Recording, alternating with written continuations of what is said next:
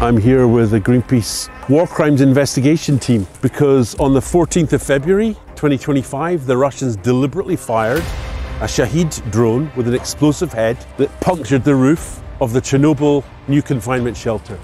The purpose of our investigation is really to document in detail this war crime and its implications, also financially, also environmentally, as a war crime. This facility is designed to contain radioactive gases, radioactive aerosols, material, dust. It's not allowed to go into the environment. This shelter was built over many decades, installed in 2018. It contains the 1986 world's worst nuclear disaster, reactor number 4 of Chernobyl, and the sarcophagus that was built over that reactor. Many hundreds, thousands of people have dedicated their lives to trying to protect Ukraine and the European environment and the world's environment from what's inside this building. This is an enormous machine. There's an immense crane in there, which is made to, in the future, to dismantle piece by piece this unstable structure inside. And this whole function now, this big project over the next decades, is now put at risk.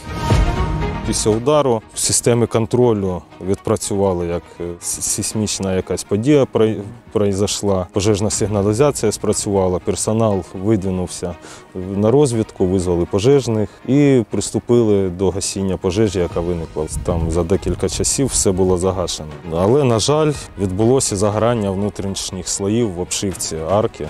Його питалися локалізувати, приступили до гасіння, але, на жаль, він успів розповсюджитись. Само горіння, воно внутрі обшивки під слоями теплоізоляції і виявляється тільки тепловізорами.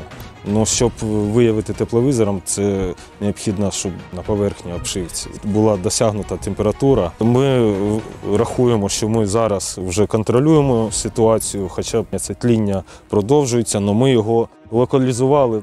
We understand that the new confinement is 85,000 square meters of roof space.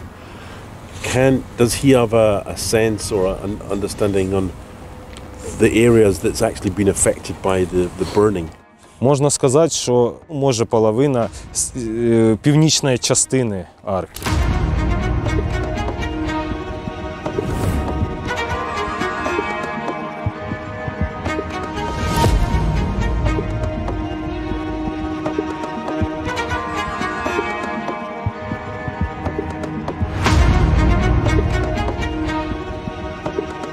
Russia is systematically sending these drones, low-flying drones, over this area.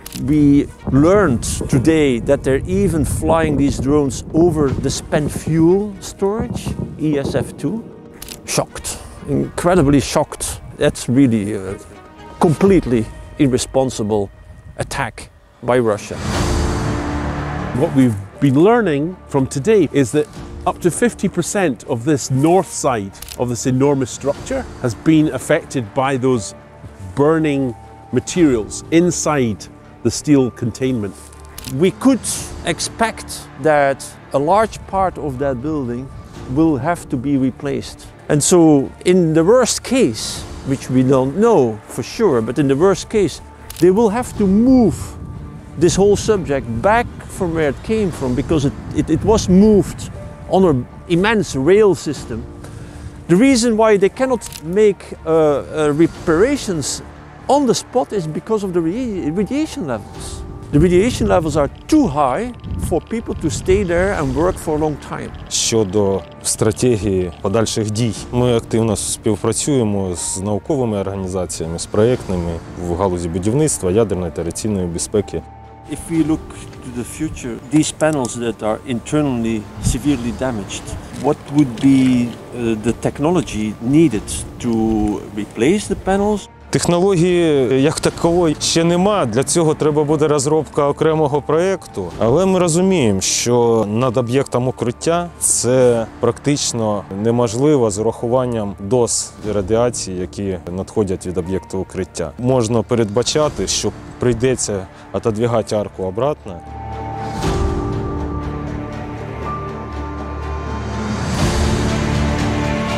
3 years ago, where I'm standing now was under Russian occupation. The Russian army, the Russian nuclear industry have gone from here, but they've sent an armed drone directly into the shelter. It means that Russia has committed a horrendous war crime amongst years of thousands, tens of thousands of war crimes. But this has particular significance for the international community. So the signal they're sending to the international community is, okay, we'll do anything. We'll do anything. And unfortunately, the international community has not stood up to Russia, has not stood up to Putin, has not destroyed the Russian nuclear industry, which is what has to happen. They have to have sanctions for the violation of war crimes, for the suffering they've imposed on Ukraine. This documentation is independent evidence that we are collecting and that we will also make available to the Ukrainian prosecutor to prosecute Russia for a war crime. Russia has to be made responsible for this deliberate attack on such an important international project, such an important protection of this radioactive contamination.